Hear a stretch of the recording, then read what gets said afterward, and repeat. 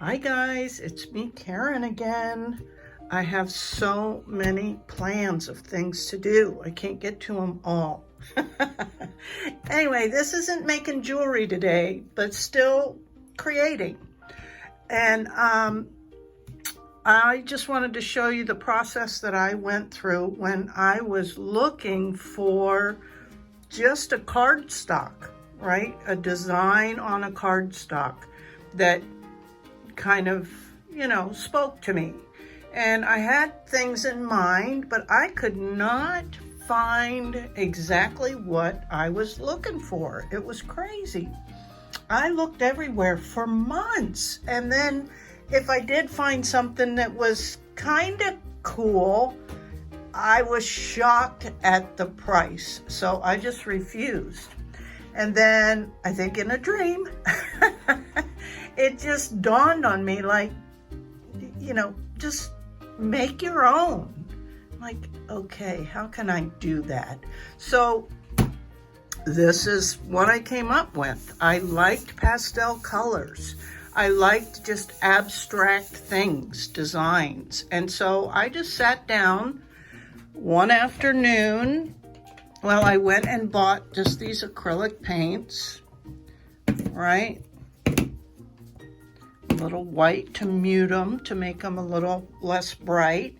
So I got those and I just started playing. I got out just a plain piece of paper and just with one of those sponge brushes. Well, I had a few because I didn't want to have to stop and clean them and whatnot. So I probably had I had 5 because I have 5 colors in here. And, I just do swirls with different colors or just lines or, go straight or or squiggly or whatever. I had, probably a half a dozen different designs that I could choose from. And this was the one that kind of really spoke to me. And so this is like the master template. It's just on a piece of paper. And then that's what I use to create my own business cards. You just buy the business card paper that, you just stick this in your printer and copy this print onto plain cardstock, or these were the business cards, templates, or cards, paper. And then same with this. I did my stone information cards and my care tips with my business information that go out with every piece of jewelry I sell or gift or whatever. And so, yeah, it serves a dual purpose. It's advertising as well as information on the care of your jewelry and what the stones are, because that's kind of my thing, if you guys don't know that by now. So I just thought I would share that process with you. And here's the cardstock. It's 110-pound weight. I believe I got this at Walmart, and it was, I don't know, $10 or $12 for 150 sheets. The paints are cheap. I think they were $1, $1.50 or something like that at Walmart. Of course, these little sponge brushes are nothing. And this is just like computer paper, right? And you can get that also. But what I'm gonna do today to actually demonstrate it, because this was real easy, but the other night I was, I saw something and I'm like, I want to experiment with a new design, but using the same colors.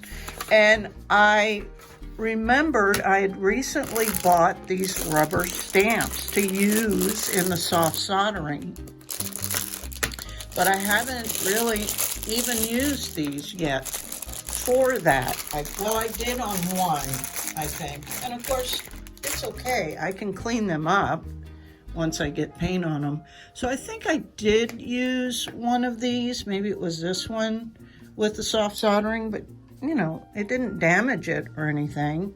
So these are all mandalas. So that's kind of what I want to do. I want to experiment with using these colors in mandala design on a new template and see what it looks like.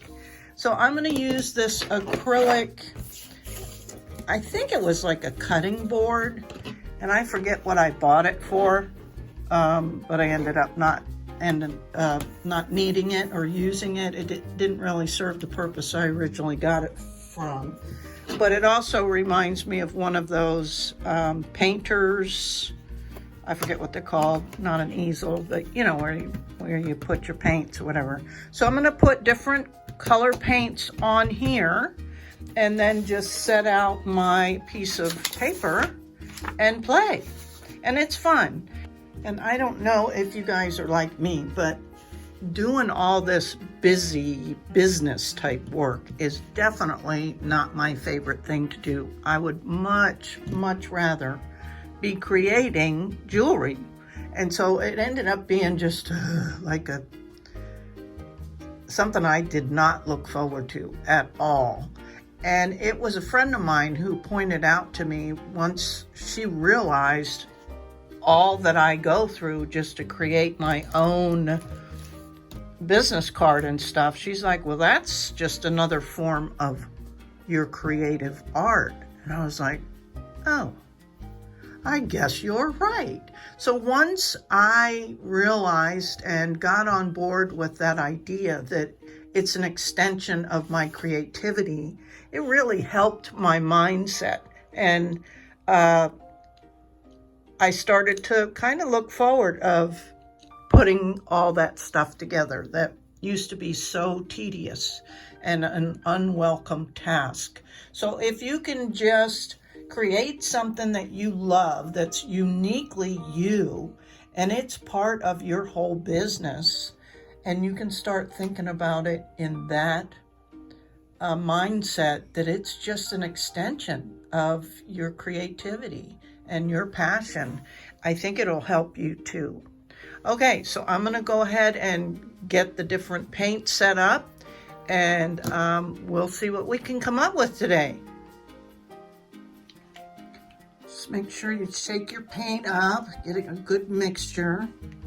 And with the white, I put it in here, or extra in here in case I needed more, because I don't know how this is gonna work. And also I got some gloves out, right? Because we know when dealing with paint, sometimes it goes in places we don't really want it to. So I'm just gonna put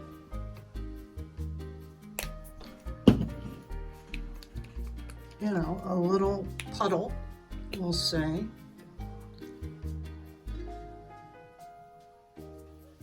From what I recall, you don't need a whole lot. I just want plenty of space so I can mix it. And I can always add more.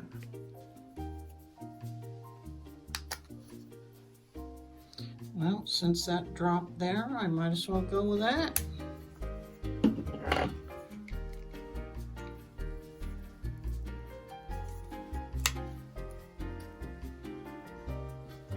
Let's see. So we'll go down here in this corner. And I think I'm gonna get a popsicle stick so I can mix things up. Mix the white in and get the right shade I want. Okay, so I'm just gonna add some white in each one, because I know that I want it, a light, a really pastel.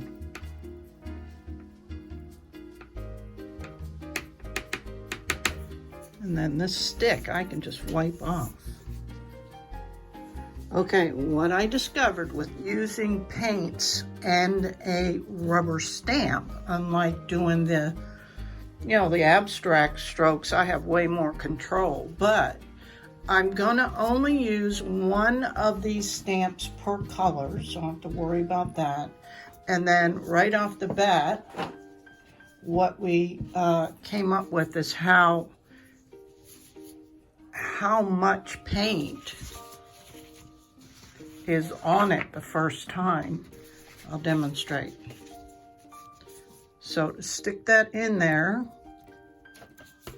you want to make sure you got plenty on there, but too much will lose all of your design. But that one turned out pretty good. But you can see. So it'll take you a little bit to, you know, but I think it'll work. So I'm just going to go ahead and play now. I would suggest having a, you know, a scrap piece of paper here so that you can know when you've got the right amount. Like, oh, that's too much. So the next one should be good. Let's try it. Yeah, so there. Okay, so that's what I'm going to do. Let me see what we can come up with.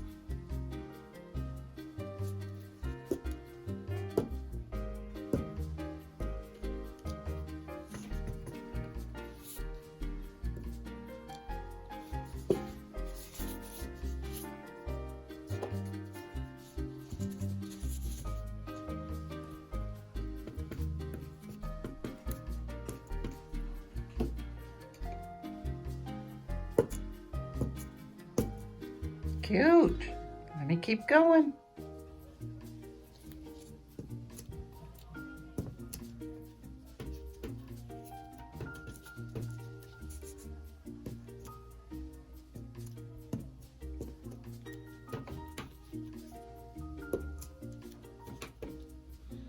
So you just have to kind of play around with it. I discovered that several of these, actually half of them, and I'm not certain why, don't make really good impressions on it.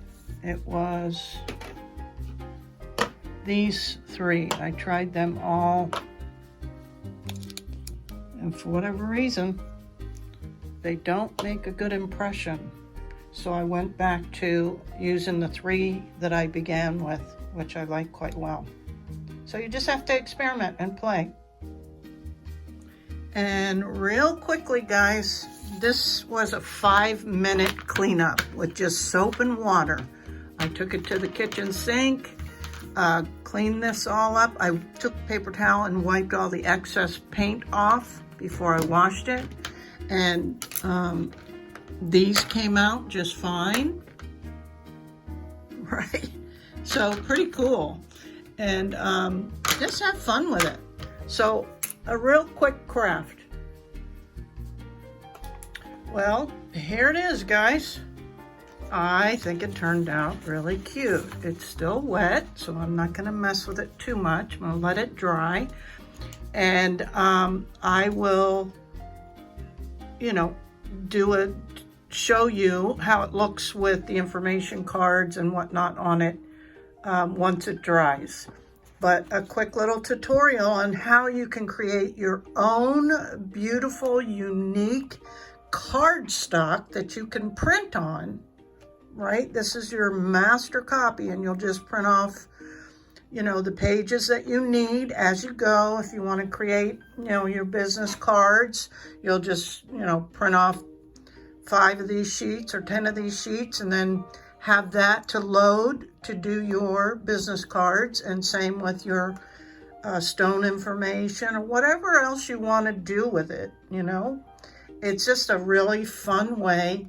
It is another extension of your craft, and it was cheap, right? And it's unlimited. You'll forever have this design. And yeah, I suppose you could copyright it, because I've not found any kind of template or cardstock printed paper, anything with my exact design on it. So I think it's just really fun, and it gives you something else to do. So I hope you enjoyed this little short tutorial about how to create your own unique, personalized cardstock for use in your jewelry business or really any other business that you'd like. And I'll be back with the final look. Okay guys, well, as much as I love this, and I really do, there's a few things that I would change. I would make the pinks darker because you can barely see the pink. I would make the blue lighter and more pastel. And I think everything else is okay. But I'll show you the difference. Now this is my old, right? This is this card. And it looks great, I think. You can read everything nicely. And I printed out a test page with the new template. And I think it's too busy. And again, these certain ones are like too dark. So this is the same card, right? And I think it just needs to have more white background.